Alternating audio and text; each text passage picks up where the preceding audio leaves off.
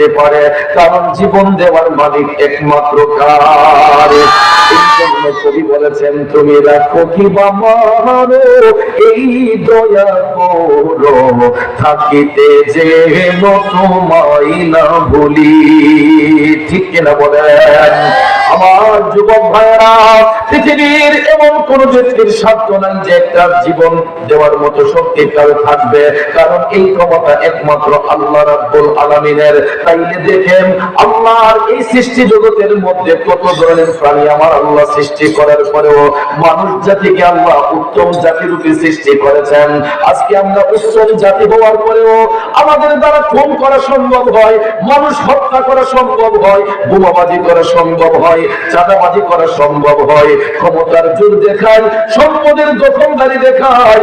আব্বাজিরা আমার, বন্ধুরা আমার, বলুন এই ক্ষমতা বহুদলীয় একদিন কি থাকবে? সব চুরমার হয়ে যাবে। এই জন্য কোনদিন ফখর করতে নাই, আড়াই বড়াই দেখাতে নাই, কারণ আল্লাহ রাব্বুল আলামিন কোরআন শরীফের মধ্যে অন্য এক আয়াতে কারিমায় আমাদেরকে জানিয়েছেন, মিনহা খালাকনাকুম ওয়া ফিহা নুঈদুকুম ওয়া মিনহা নুখরিজুকুম তারাতান উখরা। জোরে বলুন ঘোষণাটা কার?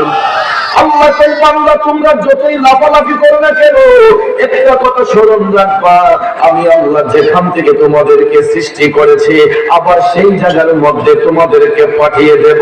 শেষ বিচারে আমি আল্লাহ ওই জায়গা থেকে আবার তোমাদেরকে উত্তোলন করব। তাইলে বলুন আমার আপনার কোনো বাহাদুরি আছে? এই জন্য আল্লাহ তাআলা আরো জানিয়েছেন, কুল্লু নাফসিন যায়িকাতুল মাউত, প্রত্যেক আত্মাকে মৃত্যুর স্বাদ গ্রহণ করতে হবে। অর্থাৎ যে জাতির জন্ম হয় সে জাতির মৃত্যু অনিবার্য। পৃথিবীতে কেউ অমর হয় নাই। বাবাজিরা আমার, বন্ধুরা আমার, জন্ম যার হয়েছে তার মৃত্যু অনিবার্য। কথা বলেন ঠিক না বেঠে? আর এই জন্য আল্লাহ রাব্বুল আলামিন আমাকে আপনাকে জানিয়েছেন, মৃত্যু হওয়ার আগে আমার আপনার কাছে মৃত্যুর যন্ত্রণা আসবে। ওই কথাটাই আল্লাহ তাআলা কোরআনুল কারীমের সূরাতুল কাফের 19 নম্বর আয়াতে কারিমার দ্বারা আমাদেরকে শিক্ষা দিয়েছেন। আসুন জেনে নেই আল্লাহ তাআলা কি বলতেছেন। বিসমিল্লাহির রাহমানির রহিম।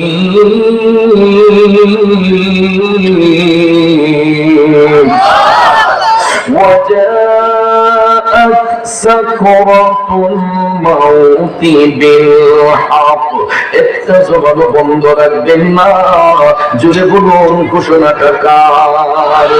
বন্ধুরা আমার, আমার আল্লাহ তাআলা বলেন, এ জগৎবাসীরা, অবশ্যই অবশ্যই মৃত্যুর যন্ত্রণা তোমাদেরকে পাকড়াও করবে। আর এটা থেকে বাঁচার জন্য যালিকা মা কুনতা মিনহু তাঈদ। আল্লাহ কই, মৃত্যুর যন্ত্রণা থেকে বাঁচার জন্য তোমরা আমি আল্লাহর নিকট অব্যাহতি চেয়েছ। এক্সাম্পল লক্ষ্য করে দেখবেন, কোন ঘরে বসে আমরা মুনাজাত করলে, মসজিদে বসে মুনাজাত করলে, মাহফিলে বসে মুনাজাত করলে, যে কোনো পরিস্থিতির মোকাবেলায় মুনাজাতে আমরা হাত উঠাইলে এক পর্যায়ে আল্লাহর দরবারে আমরা ডাক দিয়া কই, আল্লাহ আমাদেরকে মৃত্যুর যন্ত্রণা দিও না। অনেক সময় আমরা আল্লাহরে কই, আল্লাহ গো আমাদেরকে রাস্তাঘাটে মরণ দিও না। অনেক সময় আল্লাহ তাআলারে আমরা ডাক দিয়া কই, আল্লাহ আমাদেরকে ঈমানের সহিত মরণ দাও।